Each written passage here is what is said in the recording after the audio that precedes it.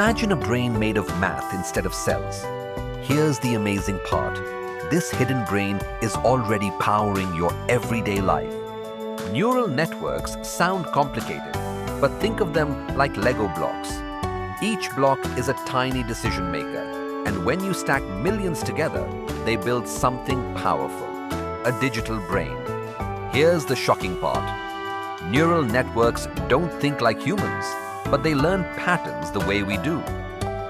Imagine teaching a child to recognize cats. Show enough pictures, and the child spots whiskers and ears. Neural networks do the same, only faster. Real companies like Google, Microsoft, and Tesla use them for search engines, self-driving cars, and even medical scans. The hidden secret is that each neuron is just a simple calculator, but when connected, they discover unbelievable patterns. But wait, there's a warning. If the data is biased, the network learns those biases too. That's why fairness and ethics matter. Now imagine this. A neural network predicting diseases before symptoms appear. This could completely change healthcare and save millions of lives.